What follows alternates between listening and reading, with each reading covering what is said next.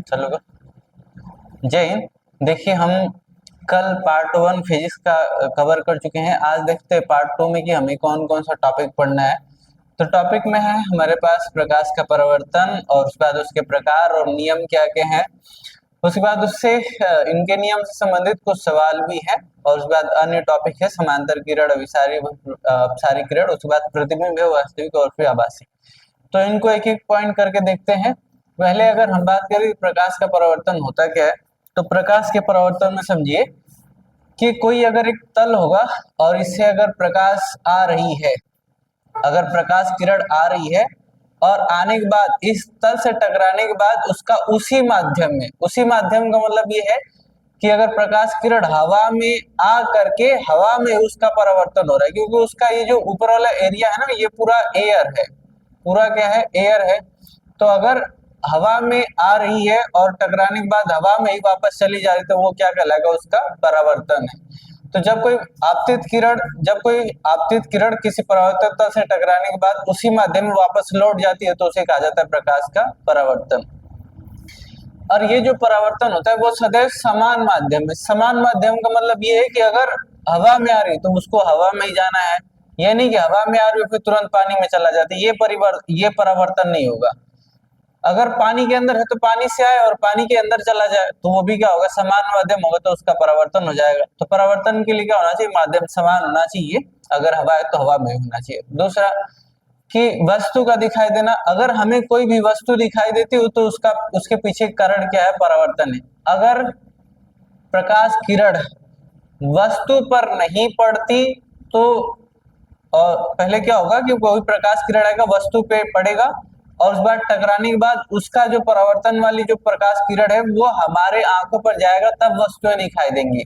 यानी कोई भी वस्तु का दिखाई देने का कारण कौन होता है, तो परावर्तन होता है। अगर परावर्तन नहीं हो रहा है वस्तु से तो हमें वो वस्तु कभी दिखाई देने वाली नहीं है। गोली दर्पण जितने भी काम करते हैं सब प्रकाश के परावर्तन के सिद्धांत पर ही कार्य करते हैं, है ना।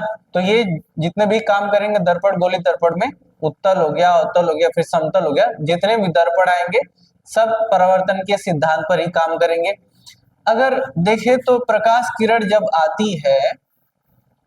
जब प्रकाश किरण एक माध्यम से होकर के आएगी तो उसका क्या होगा कि आयाम और तीव्रता अलग होगा, है ना।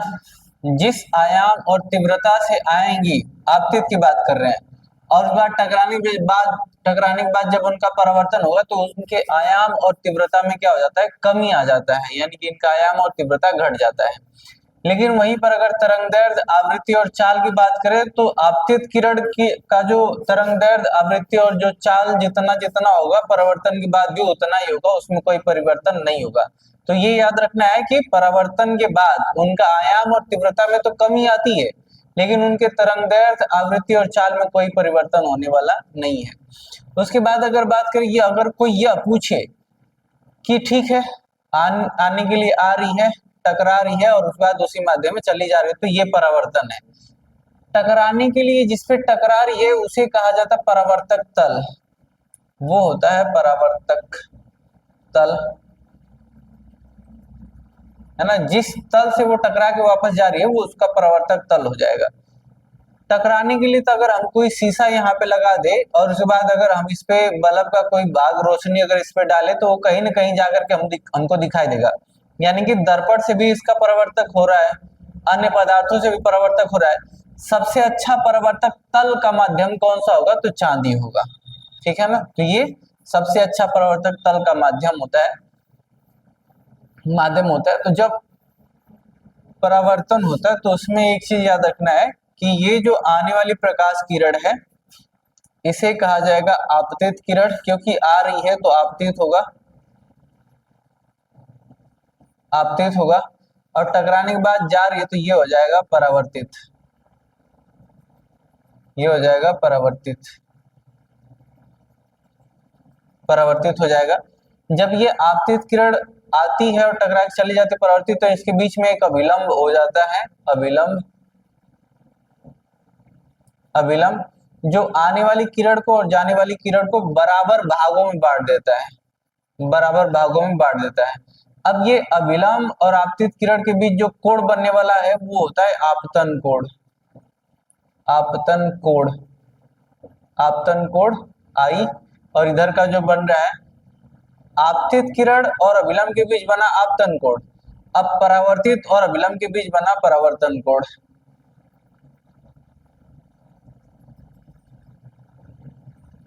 परावर्तन कोण ये हो जाएगा आर। ध्यान रहे कोण हमेशा अभिलंब को लेकर के ही बनाया जाएगा, ये परावर्तक तल को लेकर के नहीं बनाया जाएगा। जब भी कोण बनाना होगा तो अभिलंब को लेना जरूरी है, हम अभिलंब को छोड़ नहीं सकते। कैसे? बिना अभिलंब को लिए हम कोण बना नहीं सकते। तो ये तो हो गया परावर्तन के बारे में। लेकिन परावर्तन से क्या है कि एक तो प्रकाश परावर्तन का प्रकार होगा और एक प्रकाश परावर्तन का नियम, ये दोनों में याद रखना है, क्योंकि प्रकार भी दो ठे होता है और इसका नियम भी दो ठे होता है। प्रकाश परावर्तन के जो प्रकार होंगे वो होता है एक नियमित और एक ठो होता है अनियमित। अगर नियमित की बात कर रहा है तो नियमित का मतलब ये है कि परावर्तक तल एकदम सीधा होगा, और सीधा होगा तो जिसपे जितने भी टकराएंगे प्रकाश किरणें वो एक सीधे माध्यम में चली जाएंगे, एकदम सीधा सीधा निकलेंगी। तो ऐसे अगर कोई प्रकाश किरणों का परावर्तन हो रहा है तो ये क्या होगा? नियमित परावर्तन होगा। और अनियमित की बात करेगा तो वहीं पर क्या होगा? इसका जो माध्यम परावर्तक तल का माध्यम होगा वो खुरदुरा होगा, टेढ़ा मेढ़ा होगा, जिससे जो प्रकाश किरण आएंगी तो उनका क्या होगा? अलग अलग माध्यम में उनका परावर्तन हो जाएगा। सभी किरणें क्या हो जाएंगी? अलग अलग फैल जाएंगी। तो ये क्या हो रहा है? ये अनियमित परावर्तन हो गया। अब इससे क्या है कि इससे तो प्रश्न पूछेगा, नियमित वाले से तो प्रश्न पूछेगा नहीं, क्योंकि ये इतना मतलब सामान्य है कि इसका परावर्तक तल एकदम सीधा होता है, खुरदुरा नहीं होता है, समतल होता है। तो जब प्रकाश किरण आएंगे तो एक निश्चित दिशा में चली जाएंगी, तो ये हो जाएगा नियमित। अनियमित वाले में परावर्तक तल क्या होता है? खुरदुरा होता है, जिसकी वजह से आने वाली जो प्रकाश किरण वो अलग अलग दिशा में क्या हो जाती है? फैल जाती है। अब प्रश्न ये है कि हमें कोई भी वस्तुएं अगर दिखाई देती हैं स्पष्टतः तो उसके लिए कौन सा परावर्तन मान्य होता है? नियमित परावर्तन या फिर अनियमित परावर्तन? तो हम कहेंगे अनियमित परावर्तन, क्योंकि जब कभी किसी दर्पण से आने वाली प्रकाश किरण हमारे नेत्रों पर पड़ती है तो हमारी आंखें चकाचौंध हो जाती है और हमें कुछ भी दिखाई नहीं देता, आंखें बंद हो जाती हैं। लेकिन सभी वस्तुएं दिखाई देती हैं, इसलिए क्योंकि वस्तुओं का जो सतह होता है वो क्या होता है? खुरदुरा होता है, और इसके ऊपर जितने भी किरणें आती हैं वो अलग अलग दिशा में फैल जाती हैं, जिसकी वजह से डायरेक्ट रोशनी हमारे नेत्रों पे नहीं आती है और हमें क्या हो जाता है? पूरा बढ़िया से दिखाई देता है। अखबार के जितने भी पन्ने हैं उनका जो सतह होता है वो क्या होता है? खुरदुरा होता है, जिससे हम उस पर लिखे हुए अक्षरों को आसानी से पढ़ पाते हैं। तो उसके पीछे कारण है अनियमित परावर्तन। ये तो हो गया प्रकार। उसके बाद बात कर लेते हैं नियम का। इसमें भी दो नियम होंगे।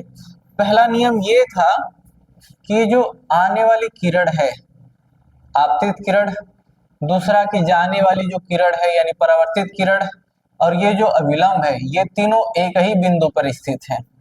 ठीक है, तो जो आपतित किरण है और फिर जो परावर्तित किरण है और उसके बाद जो अभिलंब है, अभिलंब, ये तीनों एक ही बिंदु पर होंगे,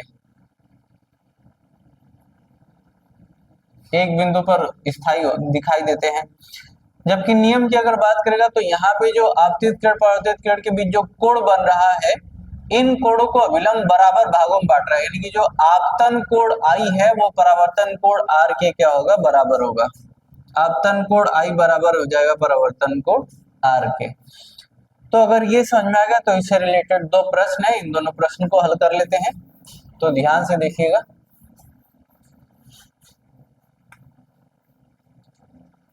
प्रश्न ये है कि दो समतल दर्पण ए व बी एक दूसरे के लंबवत हैं।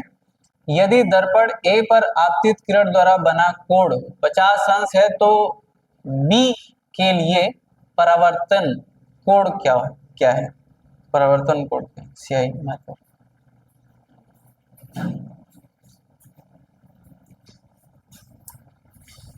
सही हो।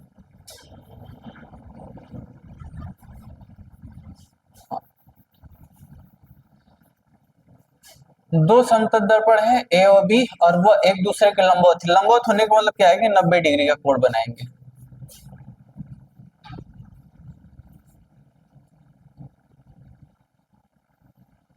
ये एक दर्पण हो गया ए और ये दूसरा दर्पण हो गया बी। अब जबकि कह रहा है लंबवत है, तो लंबवत दोनों एक दूसरे पर क्या होंगे, 90 अंश के कोण पे आश्रित होंगे, 90 अंश के कोण बनाएंगे दोनों दोनों। यदि दर्पण ए पर आपतित किरण द्वारा बना कोण 50 अंश है। अब ए वाले पे कोई किरण आ रही है और वो कह रहा है कि 50 अंश का कोण बना रही है, तो हम बोले थे कि कोण तभी माना जाएगा जब किरण और अभिलंब दोनों हो तो उन्हीं के बीच कोण बनेगा। यानी कि ये जो आपतित किरण आई है ये बना रही है 50 डिग्री का, 50 डिग्री का।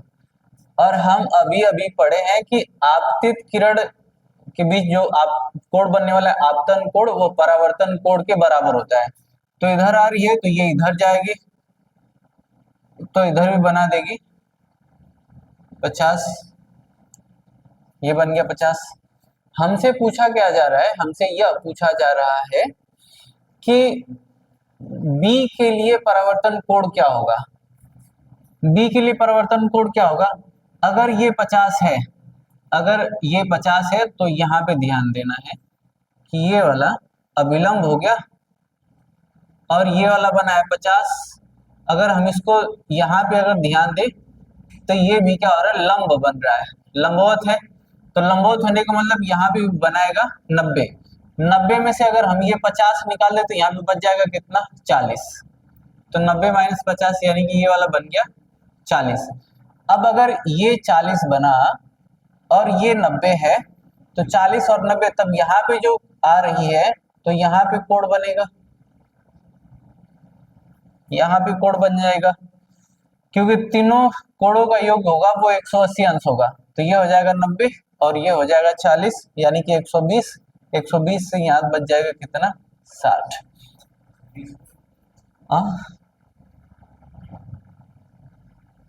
130, अच्छा 90 और 40, 90 40 130 यानी कि यहाँ पे जो कोण बनने वाला है वो बनेगा 50। यहाँ पे कोण हो जाएगा 50।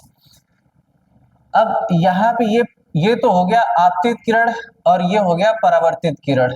परावर्तित किरण ये दर्पण ए के लिए, लेकिन ये जो परावर्तित किरण है वो दर्पण बी पे गई है तो इसके ऊपर आपतित हो रही है, तो इसके लिए आपतित किरण हो गया। अब आपतित किरण इस पे टकराएगी तो इसका यहाँ पर भी परावर्तन होगा इसका, तो ये हो गया परावर्तन। और हमसे पूछ रहा है कि परावर्तन कोण कितना होगा, यानी कि यहाँ पर जो बनने वाला कोण है ये हमको बताना है, ये क्योंकि ये तो अगर आ रही थी यहाँ पे आई बन गया, हमको बताना है आर का मान कितना होगा। अब ये 50 है तो यहाँ पे फिर 90 बनाएगा। अब अगर 90 बनाएगा तो फिर 90 में से 50 माइनस कर देने पे ये वाला हो जाएगा 40। और अगर ये वाला 40 होगा तो कोण आई बराबर कोण हो जाएगा आर के, ये वाला भी हो जाएगा 40। यानी कि यहाँ भी जो कोण आर का मान आ जाएगा वो आ जाएगा 40। ये हो गया 40। उसके बाद ये देख लेते हैं दूसरा वाले पे। दो समतल दर्पण को इस प्रकार रखा जाता है कि उसके बीच का कोण 120 है। यदि कोई किरण पहले दर्पण से 30 अंश का कोण बनाती है तो दूसरे दर्पण से परावर्तन कोण क्या होगा। परावर्तन कोण क्या होगा, दो समतल दर्पण है इस प्रकार रखे जाते हैं कि उनके बीच का कोण 120 अंश है। एक समतल दर्पण ये हो गया, ये हो गया ए। दूसरा दर्पण हमको ऐसे रखना है कि उनके बीच 120 अंश का कोण बनना चाहिए। अगर हम ऐसे रख दे, अगर दर्पण को ऐसे रखे तो ये तो 90 अंश बनाएगा, लेकिन 90 से वहां पे 120 यानी 30 ज्यादा है, तो यानी कि ये वाला इस तरह बन जाएगा। अब यहाँ पे जो कोण बन रहा है वो बन रहा है 120, ये बन गया, ये बी वाला इनके बीच बन गया 120। कह रहा है कि यदि किरण पहले दर्पण से 30 अंश का कोण बनाती है, यानी कि ए वाले पे कोई किरण आ रही है, अब आएगी तो विलंब के बीच मिल करके बनाएगी 30 अंश, 30 अंश। तो दूसरे दर्पण बनाती है, तो दूसरे दर्पण से परावर्तन कोण क्या होगा? अब अगर ये 30 बना रही है तो इधर वाले बन जाएगा 30। अब हम इसको बढ़ा करके अगर कितनों का करेंगे तो ये इतना, ये ज्यादा कोण बनाना शुरू कर देगा। 30 बनेगा तो ज्यादा ज्यादा इतना बन जाएगा 30।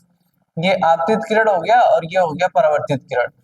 तो दूसरे दर्पण के लिए परावर्तन कोण का मान क्या होगा? दूसरे दर्पण के लिए ये जो परावर्तित किरण है वो दर्पण बी पर जाके टकरा ही नहीं रही है, और जब टकराएगी नहीं तो कोण बनेगा कहां से? जब कोण नहीं बनेगा तो यहाँ पे माना जाएगा दूसरे दर्पण के लिए जो परावर्तन कोण का मान होगा वो क्या होगा? कुछ नहीं होगा, है ना, नन ऑफ दिस होगा, यानी कि कोई कोई कोण ही नहीं बनाई, क्योंकि यह दूसरे दर्पण से टकरा ही नहीं रही है।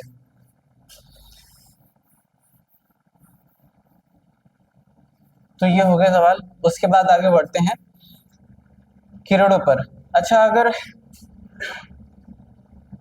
प्रकाश से जो किरण निकली है, अगर एक किरण निकले तो वो तो ठीक है, एक किरण, लेकिन अगर किरणों का समूह निकल रहा है तो उसे कहा जाता है प्रकाश किरण पुंज।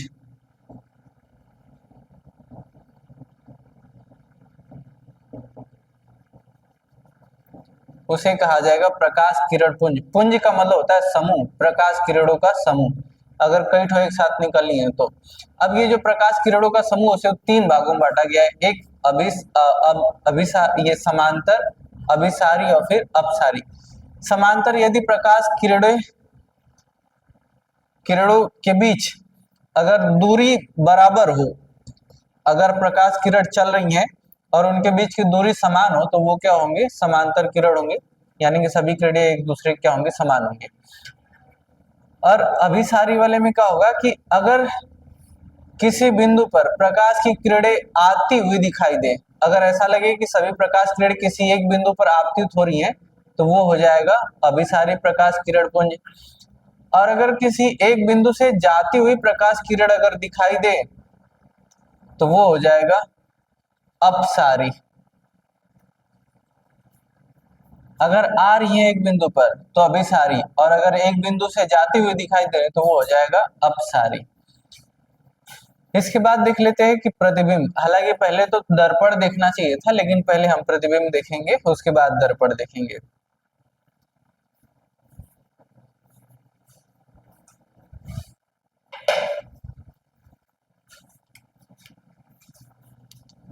प्रतिबिंब क्या होगा कि प्रतिबिंब हमें तभी दिखाई देगा, या फिर प्रतिबिंब तभी बनता है जब जब दो किरणें, सूर्य से आने वाली दो किरणें एक दूसरे को किसी न किसी बिंदु पर क्या करेंगी? काटेंगे। तो जब दो किरणें एक दूसरे को कहीं न कहीं पे काटती हैं, जो तो जहां पे कट रहा है वह बिंदु, उस वस्तु का क्या होगा? उसका प्रतिबिंब होगा। मतलब ये जो किरण आएंगे किसी न किसी वस्तु से निकल करके आएंगी। तो यहाँ से मान लेते हैं कि कोई वस्तु ए है और इससे होकर के प्रकाश किरण निकलनी है, और निकलने के बाद दर्पण से टकरा रही है। टकराने के बाद जहां एक दूसरे को काट रही है वह बिंदु ही इस वस्तु का क्या होगा? प्रतिबिंब कहलाएगा। यानी कि दो प्रकाश किरणों का जो कटान बिंदु होता है वह वस्तु का क्या कहलाएगा? प्रतिबिंब कहलाएगा। अच्छा, ये जरूरी नहीं है कि वो काटती हुई दिखाई दे या काटती हुई प्रतीत भी होती है। अगर वस्तु से निकलने में प्रकाश किरण वास्तव में काट रही है तो वह वास्तविक प्रतिबिंब, और वास्तव में नहीं काटती है वरन काटती हुई प्रतीत होती है तो वैसा बनने वाला प्रतिबिंब हो जाएगा आभासी। जैसे में कि अब ये हो गया एक दर्पण और इसके सामने एक वस्तु रखा गया है, तो इससे ये सब प्रकाश किरण निकल रही है। अब यहाँ से निकल रही है तो दर्पण से टकराएंगे तो परावर्तन होगा इसका। अब ये भी निकल रही है तो यहाँ से आगे की ओर बढ़ेंगे तो टकराने के बाद ये भी आगे की ओर जाएंगे तो काट रही है, तो यहाँ पे जो बन रहा है प्रतिबिंब ये वास्तव में काट रही है, तो ये वास्तविक प्रतिबिंब हो गया। और उसके बाद अगर ऐसे देखें कि ये वस्तु हो गया, इससे प्रकाश किरण निकल रही है,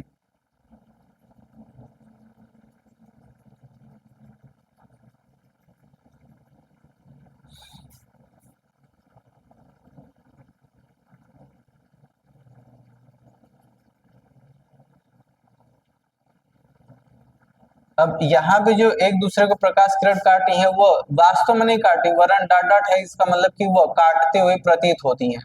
तो ये जो प्रतिबिंब बन रहा है वो हो जाएगा आभासी प्रतिबिंब। तो इन दोनों में से ये ध्यान रहे, वास्तविक प्रतिबिंब में जो किरण होंगी वास्तव में काटेंगी और आभासी में वास्तव में नहीं काटती हैं, वरन काटती हुई प्रतीत होती हैं। ये वास्तविक है, इसलिए इन्हें क्या होता है कि पर्दे पर उतारा जा सकता है।